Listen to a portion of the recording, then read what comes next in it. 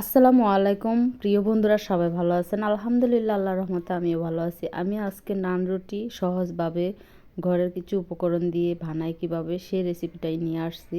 তো এখানে আমি একটা পাতিলের ভিতরে হাফ কেজির মতো আটা নিয়ে নিছি। আপনারা চাইলে ময়দা দিয়েও করতে পারেন। তো আমি এখানে আটাটা নিয়ে নিছি, হাফ কেজির মতো হবে। আর লবণ দিয়ে দিলাম, চিনি দিয়ে দিলাম। বাসায় থাকা অল্প কিছু উপকরণ দিয়েই আপনার এটা করা যায়। তো 2 টেবিল চামচ গুঁড়া দুধ দিয়ে দিলাম, আর 1 টেবিল চামচ ইস্ট দিয়ে হাত দিয়ে ভালো করে মেখে নিচ্ছি। তো এটা ভালো করে হাত দিয়ে মাখা হইলে আমি কুসুম গরম পানি দিয়ে আটাটা করে নিব।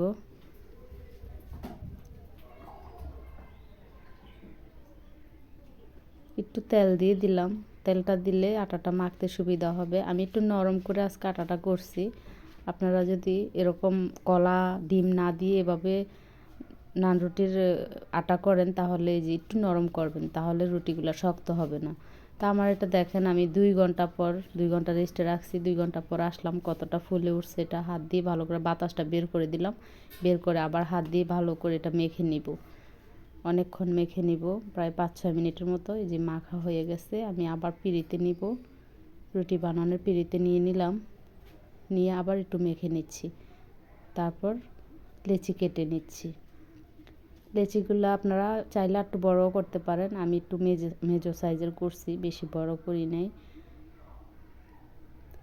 তো একটু আটা দিয়ে আমি এটা বেলে নিচ্ছি। আপনারা চাইলে তেল দিয়েও বেলে নিতে পারবেন, কিন্তু আটাটা দিলেই ভালো হয়। আটাটা দিয়ে সুন্দর করে বেলে নিচ্ছি। তো এই যে আমার একটা রেডি হয়ে গেছে। এখানে আমি একটু লবণ পানি 1 টেবিল চামচ লবণ দিয়ে পানি মিশিয়ে নিলাম। এই যে এরকম মোটা থাকবে এটা, পরোটাতে একটু মোটা থাকবে। তা আমি লবণের পানিটা এই যে একটা ব্রাশের সাহায্যে লাগাই নিলাম রুটির শরীরে।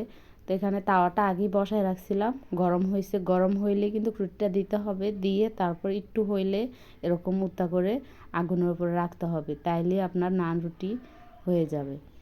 তো দেখেন মাশাআল্লাহ, আমার প্রত্যেকটা নান রুটি কিন্তু ফুলছে এবং কি খুবই সুন্দর হয়েছে। পিছনের সাইডটাও দেখাবো, ওই সাইডটাও দেখাবো, বেশি পড়ে নাই। মানে বাসায় বানাইছি, তারপরে আমি মনে করি অনেকটা অনেকটা পারফেক্ট হয়েছে। মশলা দিলে খাইতে অনেক মজা লাগছে, বাচ্চারা অনেক মজা করে খাইছে। তো মাঝে মাঝে আমরা এই নাস্তাগুলো যদি বাসায় বানাই, ভীষণ ভালো লাগে। যদি বাচ্চারা খুশি হয়ে যায়, আর কি চাই। যে দেখেন, আমি একটা রুটি খুব সহজে ছিঁড়ে দেখালাম, একদম এত সফট হয়েছে, খুবই সফট হয়েছে, নরম তুলতুল হয়েছে। আর এটার সাথে আমি আজকে বুটের ডাল রান্না করছিলাম, ওইটা দিয়ে বাচ্চাদেরকে দিছি। সবাই ভালো থাকবেন, আল্লাহ হাফেজ।